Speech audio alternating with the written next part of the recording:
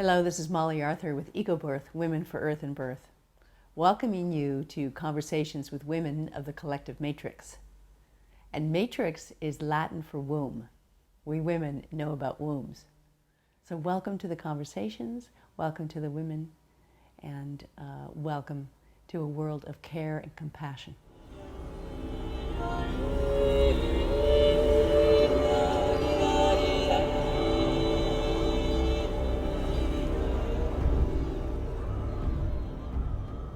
Hello, this is Molly Arthur with EcoBirth, Women for Earth and Birth. And I'm welcoming my good friend, Gena McCarthy. Yeah. Gena and I were in high school together over 4 decades ago. Oh my goodness. But we look good. Yeah, I think we're happy to be here. Yeah. We're in our full bloom. Yeah. Gena is a nurse. She's a perinatal psychotherapist and is trained in shamanic, Buddhist, and cross-cultural ways of healing. She's also EMDR certified, which is a PTSD treatment.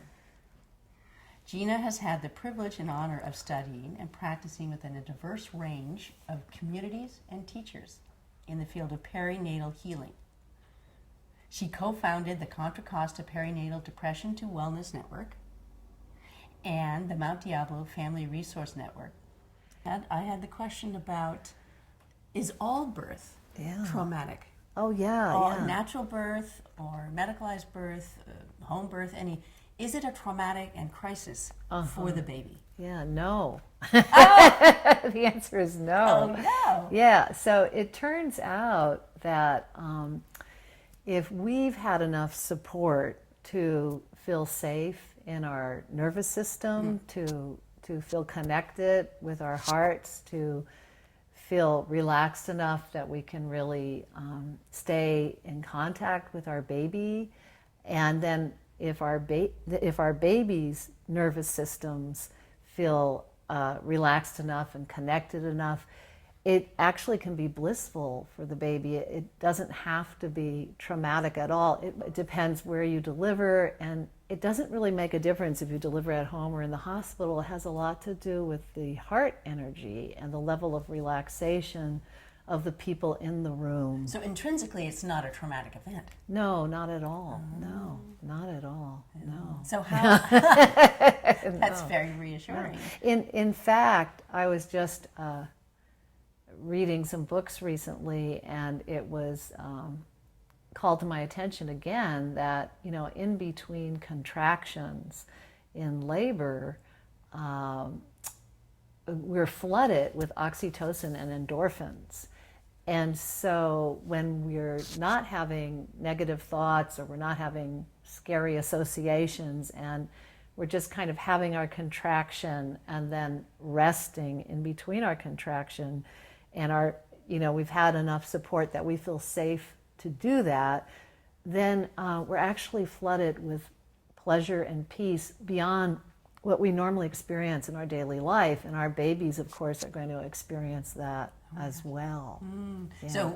So the way to have a blissful birth is to feel supported and to then have the biological changes that come forth. Well, I was thinking about our discussion about blissful birth, and I was really reflecting on that, and I was realizing that I really think we are in a big time of change, and that we're all helping each other get there. And you know how things change little by little, and then there's a qualitative change. And I think it's not so, some women of course have had blissful births, but really it's not so much the goal to have a blissful birth, but maybe the goal is more to help each other keep feeling safe, to be present and conscious with the miracle of birth. And that's not that easy a thing in our culture. There's a lot we can do, a lot that women are already doing. I meet more and more of beautiful young woman communities. I say young because I'm 63, they might be 35 or 40, who are having blessing way ceremonies where they're affirming each other's strengths, and they're really bringing their energy or prayer or however they view it to really hold the woman and the baby and the partner, the father, the whole family.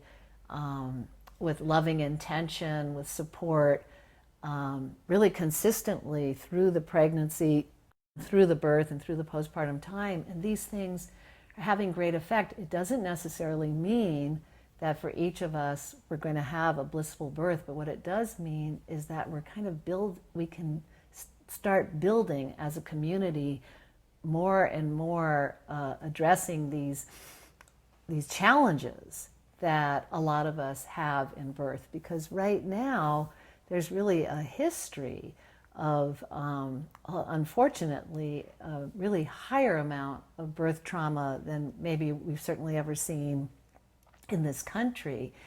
And so as a result, a lot of women are coming in with not necessarily knowing that that can actually be healed and cleared before they give birth. So not only should we not necessarily think that we want an outcome that we would call blissful. Okay, so there's not a real goal. Right.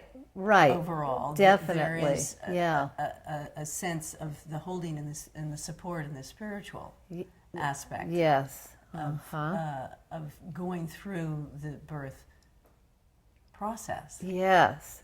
Yeah. So, but with the culture and the society that we're in now. So tell me, a little bit more about what our challenges are now in our current culture. Yeah. So, I think one of our challenges is to really recognize what a big deal birth is. And I think it might be recognized somewhat mentally and physically, but I don't think it's recognized so much spiritually and emotionally. By the women or by the culture? By the culture. And then as a result, by many of us who live in this culture. But because for one thing, we're very aware, especially when we're pregnant, that, where did this baby come from? It's an amazing thing, amazing reality. And then another thing, when we actually give birth, we're very aware of this energy that's coming through us that's really beyond us. And then each of us have our backgrounds, what were our ancestral experiences with birth, what were our mothers and grandmothers' experience with birth, what were our husbands and their families' experience with birth. All of that is affecting us. We're aware of it in multiple ways. So the ancestral birth experiences can have an effect? Definitely. And so what happens is when we're pregnant, some of that is conscious and some of that is not conscious. And so taking the time to get support, for yourself in whatever way is right for you, and a simple thing of just taking time to send forgiveness to anything that's happened in the past. Let's say, for example, your mother had a very scary birth. There's going to be a lot of feelings that she conveyed to you and that might have imprinted deeply on your unconscious. And one actually very simple practice that will support a lot of clearing in your unconscious is an intentional desire to forgive. And there's so much here. I mean, of course, another practice that's really helpful is the deep relaxation, and then to the degree that it's true for your belief system, either calling in intuitive support, your own intuitive support, intuitive guides, or actually spiritual guides that have heart and meaning for you. And then, of course, when women have those practices, they really feel more deeply held and supported as they go through the entire process, and they feel safer in their nervous system and more open to relax and experience some of the deep interconnectedness and love that actually arises in all of this. So there's obviously an integration of the spiritual with the biological. And so briefly, tell me about the biological. So what is imprinting? So explain a little bit about that, and then, because I'm interested in the spiritual as well, but really, what is the basis of the biological? Yeah, so you're talking about imprinting, you mean like with the baby, Right. or with all of us? Yeah. Yeah, when we were babies. So if we had how did some we get imprinted? Yeah, so I was just looking at Bruce Lipton's work on that, and there's a lot of wonderful work he's right wonderful. now about imprinting. But basically what happens is our brain waves are very slow when we're babies. They're pretty much at delta, and then as we get older they speed up a little. And so what happens is that when we're at when we're at delta or theta, which is the level that people are really hypnotized at, it's extremely easy to imprint a baby. So returning to the subject of birth, for example, let's say you, for example, had let's say your mother, when she gave birth to you, had a fabulous experience, and she felt, My mother was out. We know that she was. Okay, come back. And so she felt, just use your imagination for a while, and for the sake of the story. And so she felt relaxed, and she felt loved, and she felt supported and empowered, which many women did not feel in those days, but we're pretending for a moment to make a point. And so then you, as a baby, would have had all of that imprinted in your implicit memory. You're essentially, people probably think of it as your unconscious, but it's really there, available in your memory. But it's not available through cognitive practices. It's available through practices that actually involve the brain waves slowing down. And we can talk more about that in a little while, because I know you're going to ask me about healing trauma. But so let's say you had that experience. Well, so then as you grow up and you're getting ready to give birth, you're like, oh, I don't know why, but I just feel great about giving birth, because it's in your implicit memory. But then let's say that didn't happen, and someone else who had a mother who was, well, I can talk about myself, because this is part of how I learned about all these healing practices. I was really called from my own lifetime. Because my mother and I had a very traumatic birth, and my mom had, and I both had too much anesthesia. And so that imprint was in me. So what happened was, when I grew up and I was getting ready to have a baby, I would have panic attacks because that information was in my implicit memory. But until healing happens, until some connection between your implicit memory and your narrative memory takes place, it feels terrifying. You almost feel like you're being attacked by yourself. It's like, oh, I'm having these terrifying feelings, but I don't know where they're coming from. And then, like many women, when I was having those terrifying feelings and I couldn't explain them, I felt ashamed. So luckily, because I was searching for healing and met wonderful people who taught me a lot about that, I was able to learn that you can actually heal all of that and no longer have those terrifying feelings. But, so that was the point. So then either way, you're going to get imprinted as a baby by many things, how your parents talk to you, everything, and prenatally, but definitely at the birth. And that will have a lot to do with, if you're a birth professional, your comfort level in attending births. And if you're a doctor, it has a lot to do with your comfort level of how your patients are, and what you're comfortable with. Is this woman screaming in pain? Am I comfortable being present and skillful for her, or is she pushing my buttons? And so it's so useful for birth professionals to actually get support to heal their own birth stories, because then you clear a lot of material, and it really allows you to show up in an authentic way, more open and more spacious and more skillful. So might you find then that birth practitioners would more easily deal with the kind of birth that they had?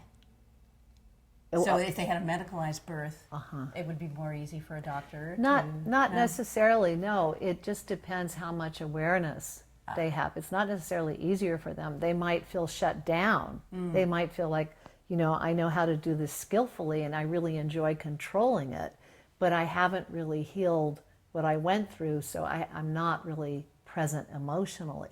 And the thing is, the baby that's coming in, as well as all the parents, is coming into that energy field. So if you have an energy field where people have all done their healing work, you have such a welcoming for the clear energy and light Yes. and beauty of the miracle that we all are. We all are, and that this new being is. But if you haven't had the opportunity to do that kind of inner emotional work, then there's a lot of different messages and energies communicating at that time to you, this deeply imprintable person. Oh my gosh. Yeah. And As a baby with your brain waves hanging out at delta and theta. Yeah. well, what kind of trauma do we think mothers and babies can receive? You've brought this up from the environment in which they're functioning during their pregnancy and during their birth. Well, the that, present environment. yeah, mothers can judge themselves. There's so much new age tension and pressure, like you should never feel stress. Well, forget that. And so you're going to feel stress. We all feel stress. But what you can do is you can begin to acknowledge, whoa, I really feel stressed out right now. And then you can say to your baby, I'm really stressed out right now. I love you. I'm going to try to calm down. You're safe right now. Or any way you want So to. you talk to the baby directly. Yeah, and you say it any way you want. So even you might feel silly saying that to your baby, or you might not. It depends on your belief system. But the truth is, what you're doing right there is energetically, you are communicating with your baby, who is completely conscious, and and they receive it. This has been shown in research. And look it up at birthpsychology.com. Mm-hmm. But suffice to say for now, before I say anything else about the stress and the socioeconomic and all of that, Right. that whatever kind of lifestyle or socioeconomic stresses you're having, just by being kind to yourself, and then also being kind to your baby, connecting with your baby rather than, I feel terrible that I'm so stressed out, so I'm not going to, that's even harder on you. You want to really, it's really useful for yourself and your baby to just be real. This is stressful. This is hard. I love you. You're safe. I'm doing what I can to calm down, And then, so of course, we talked a little bit about the different socioeconomic stresses that are, the kind of poverty and racism. And I worked in Contra Costa County, where I saw so many beautiful, courageous women from low-income situations who would apply these, not just stress reduction practices, but spiritual and emotional practices. And their lives would transform. One woman, when she would do her deep meditation, her relaxation, she decided she was no longer willing to have any domestic violence in her life, and the deep relaxation gave her enough support and courage and the connectedness with her experience of spiritual guides that she took action. And in her case, her relationship changed so much that they actually were able to stay together. Oh, it was a big transformation. Oh my gosh. But I've seen so many just amazingly beautiful, healing transformations from the practices, whatever situation you have. But I want to say one last thing. I just recently was reminded of a dear friend and colleague, Dawn Daly, who's an African-American PhD nurse manager in Contra Costa County. Yeah. And she wrote her thesis on spirituality and African-American women and racism. And what she showed for pregnant women was that racism does cause depression physiologically. But what she also showed is spirituality, and this is true for any group of people, is one of the things that mediates emotional distress, trauma, and so on. And so the biggest quality on the list of spiritual qualities that was effective in mediating stress and emotional imbalance was forgiveness. Oh my gosh. Yeah. Forgiveness of yourself. And Forgiveness for, in all directions. Yeah. beautiful. Yeah, but I don't mean that as a should. I'm just saying that's what happened. Yeah. I don't feel any should. But I talk a little bit more about EMDR. Yeah. And obviously we How understand what healing can imprinting happen. is Yeah. now. So how does EMDR work with that? Well, I can talk a little about EMDR, and actually I think I'll talk a little bit about the Healing Birth workshops too that I offer ongoing for moms, because I don't offer EMDR in the workshops, though the principles are the same. Right, so okay. talk a little bit about both. Yeah, the So, principles. Yeah, so in the workshops, basically, mothers who have had traumatic birth come to renew and to heal. And it's been very effective for the women who have been coming. So essentially, what we do is we start out and we get in touch with our strengths. And I teach something that comes from EMDR, which is called bilateral stimulation. It's very easy, it's just a tapping. And you can tap in when you slow down positive resources. So you can tap in a memory of when you felt your strength. And so it's really good for traumatized moms to, or anybody who's traumatized, to get in touch with our strength again, because that can be hard to do when you're healing and you haven't quite gotten through it yet.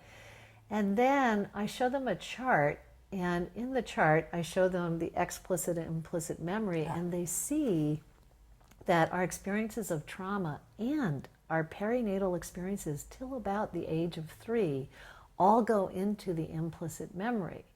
And that talking about it, just cognitive talking about it, will not access the implicit memory. But slowing down the brain waves, and there's a number of ways to do that. Certainly EMDR is one, and I'll talk about that in a moment. But another way is just compassionate listening, where you're really present and you're really in your heart. When you're really compassionately listening and in your heart, you're not really going as fast as I am right now while I'm talking. Your brain waves are actually slower. And that allows the person who's telling you their story and, let's say, releasing something that was really painful, that allows a connection actually in the brain between the two parts of the memory. Not always, but sometimes.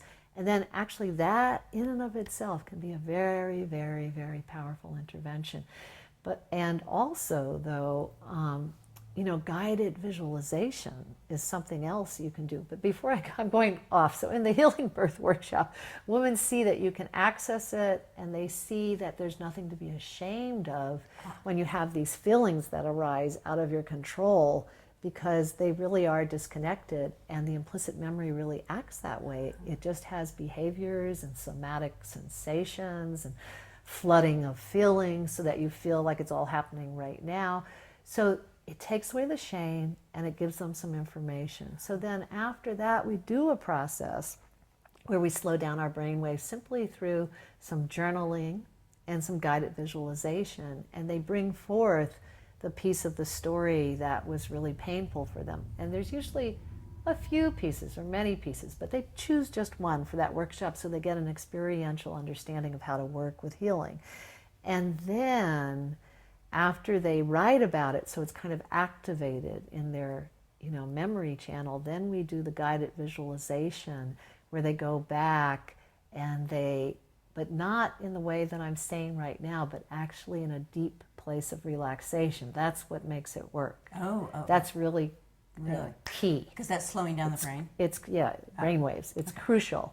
And it takes you into a place where you have the two parts of your memory connecting. Oh my gosh.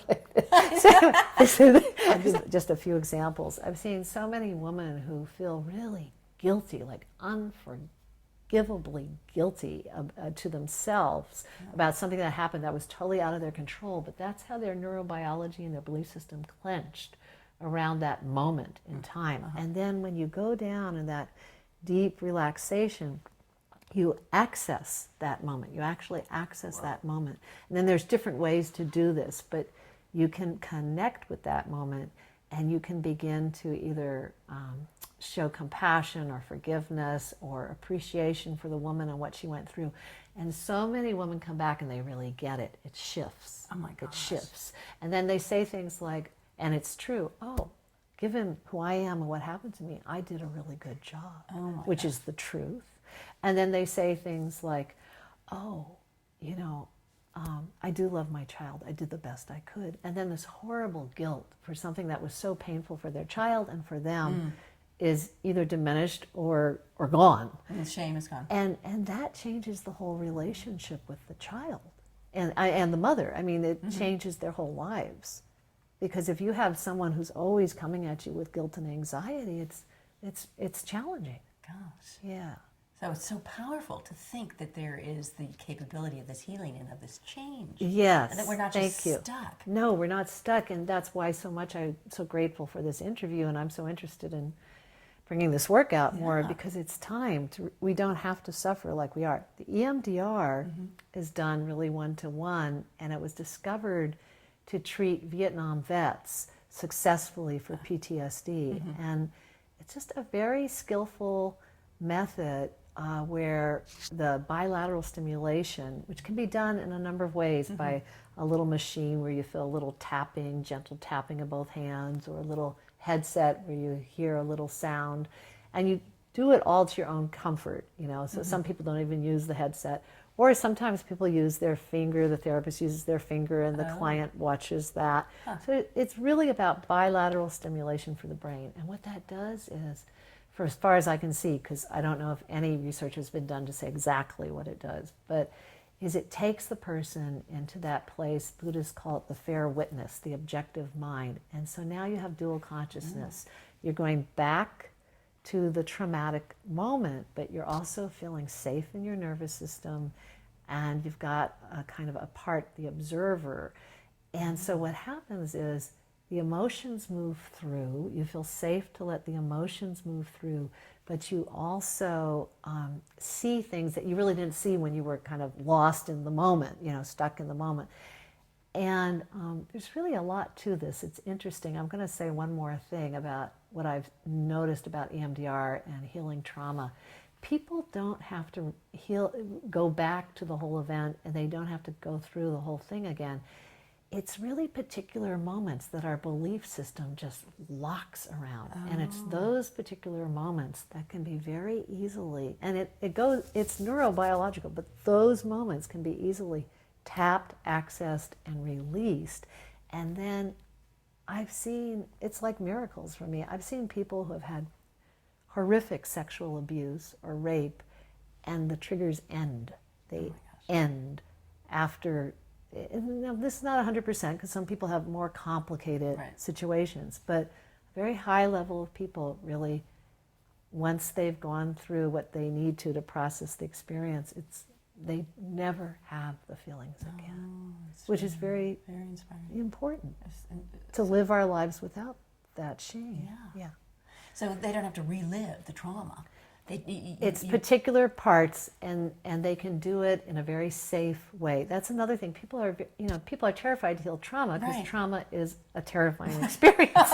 And so people don't know that you can do it in a way where you feel very safe and respected. And I hate to use this phrase, but it's comforting in a way, and in control. Right. Which opens up other doors. We'll go there later. Okay. Yeah. So I think we have a better understanding about how the integration of the physical and the mental works with your explanation, and the healing, which is beautiful and so reassuring, that we can face in some way we are facing. We're not stuck. Something that's been difficult. We're facing, and you're helping us pick a moment that may actually release. Well, and it's actually each person knows the moment. Each person.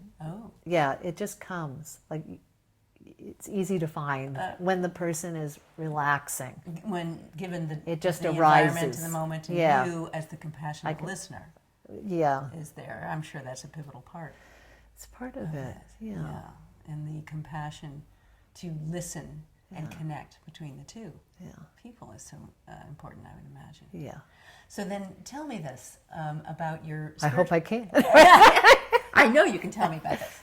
So this is your spiritual life. So tell me how your own spiritual journey is informing everything that we've just discussed. Well, that's interesting, because just today I was thinking how, for so long, I feel like I was almost stuck, and people who know me would probably agree, in the healing trauma piece. It's like, I just, it was fine. It needed more education and bringing out, and so, we need to heal trauma, whatever.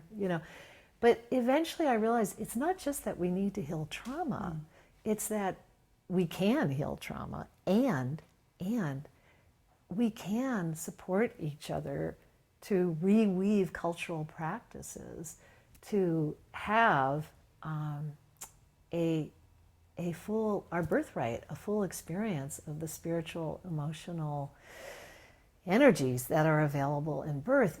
We don't go through birth every day. So, so my spiritual practice, how it connects, there is a practice I do that does connect me to a deep interconnectedness of all of us, and of wonder, and sometimes of bliss. It's not like that's the goal, but that is what arises when, probably everybody knows this, they've had moments where you feel very calm, very peaceful. Maybe you're looking at a sunset, you know, and Very then simple. yeah, and then all of a sudden, you know, you feel better about your husband that day. Whatever it is, you know, you remember. Even though it didn't really change. Oh, I really love my child. You know, whatever it is, you know, your heart opens, and then another thing is, ancient cultures used to support people like women and parents and partners and fathers. Oh, you're going to become a mother, and they would have rituals, right? Preconception, conception, when the baby first kicks its foot, you know, to keep strengthening your own self-confidence, your own sense of worthiness, your own knowing, I'm bringing my gifts to you, and I want to, your own forgiveness rituals, so I'm opening my heart so I can love as fully as possible. And then also so I can open to the miracle when it actually happens. So when birth is actually happening, yes, I've got the pain, you know, and yes, I'm being present with that and working with that, breathing through that, whatever is useful for me. And simultaneously, if I've been lucky enough and also I've prepared, I'll be able to actually experience more. Now I'll be able to experience many moments of interconnectedness, bliss, and wonder, which adds to everybody's life, because then we care more about each other, we care more about the earth, and we do what's really urgent now to do, which is to care more about each other and care more about the earth. And I want to say, just, you know, in case there's any little mental stories building up, I didn't have that experience in the birth of my own child. Though I will say I had one contraction like that. One contraction? Even, you know, it's so funny, but that's the truth. Oh That's the truth. That I had, you know, some PTSD that was healed, some that wasn't. But the truth is, I did have one contraction where for me, it was like golden light, and I just experienced complete bliss and interconnectedness. And we can help each other bring that back more. Yeah. It's so important to Yeah. bring that back to, and have the sense of Our birthright. our birthright. I love that word. Yeah. I love that. That we can have the support that enables us to live in such beauty and wonder. Yeah. And in such immediacy. Yeah. Bring our child into that beauty and wonder. Yeah. As well. Yeah. Yeah. Because that's what we really are, even with everything.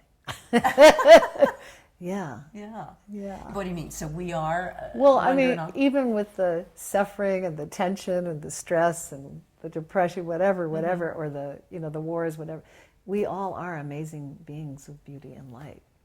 But still, Yeah. your spiritual practice, my dear, or Yeah. your spiritual journey. Yeah. So, Oh, yeah, how does more. that feed? Yeah, a little more on your Yeah, spiritual good. Yeah. life. So, well, one of the practices that helps me a lot, you know, I'm human like everybody else, and so I'm not in touch at all, you know, every moment with that we're all love and light, or necessarily my own experience of myself that way, is a practice called feeding your demons. Oh. Yeah, that Lama Sultramelione wrote a book about.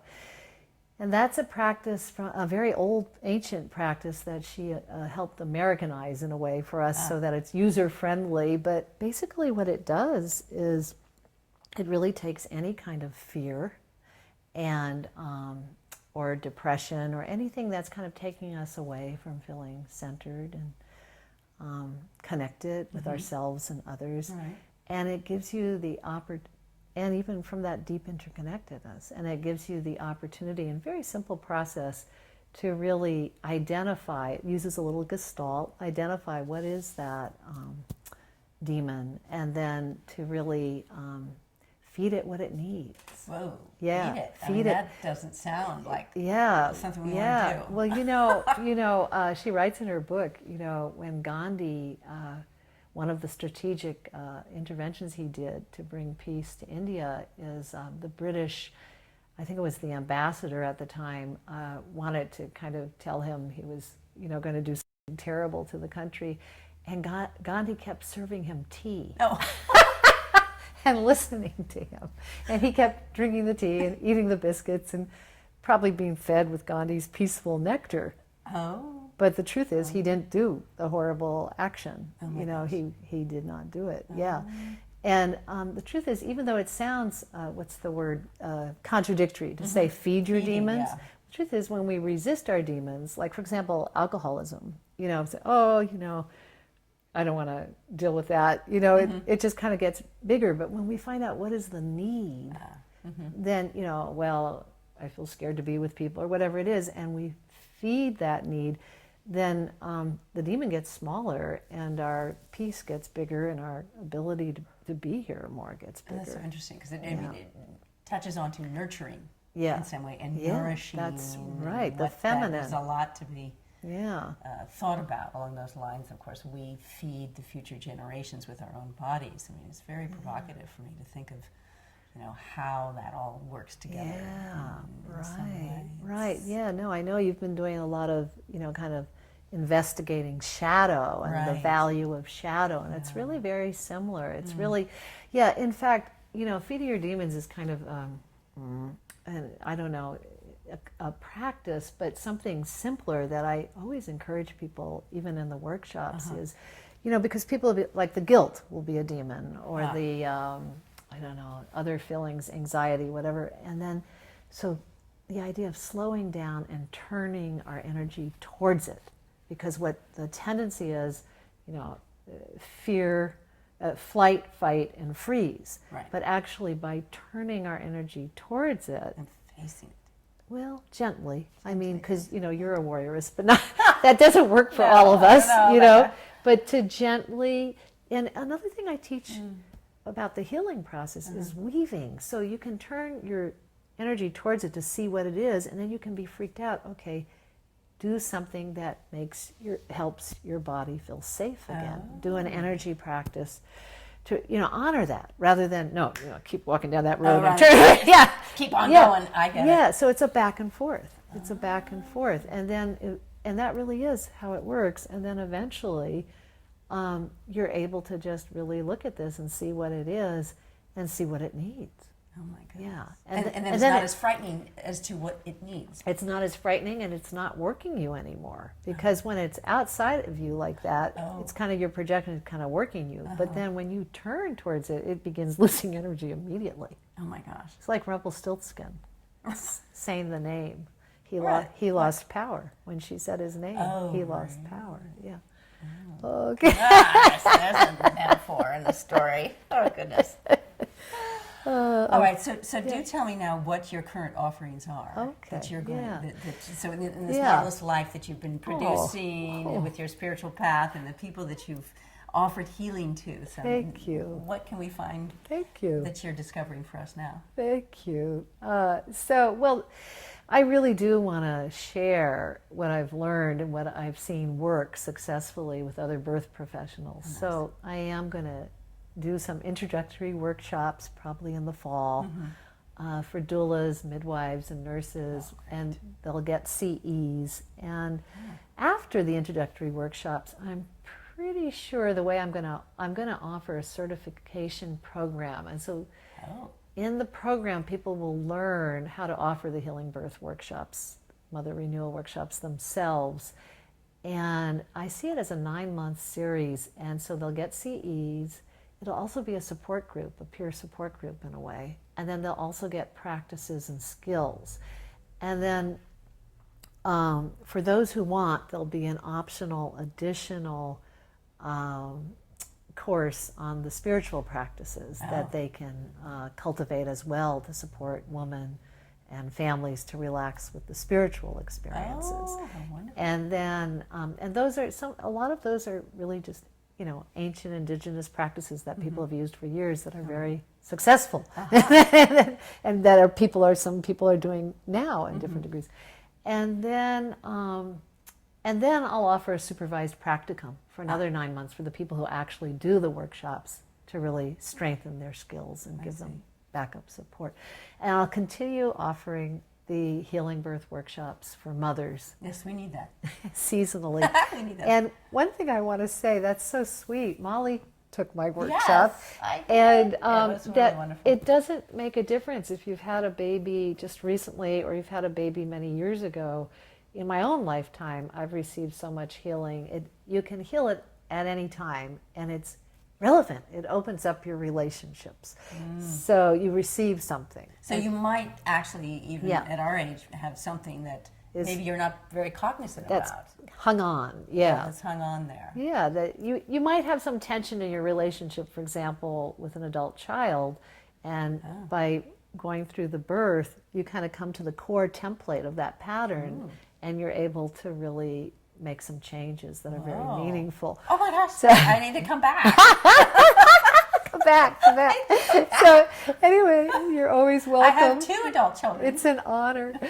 So let's see. So those are, and then I continue to offer one-to-one sessions, for women and for women and men about anything, but particularly also about healing birth trauma. That's really, really useful. And the last thing, we are developing, some of us, Bea and myself and some others, some spiritual emotional support group ritual series for parents to really prepare, get that support for each other, and some of the practices that will really allow them to walk in more fully supported and ready for as beautiful an experience as possible. Oh, that's wonderful. So within our culture, actually, you want to strengthen that. bring forth the capability of allowing that within our culture for the young women, for their families.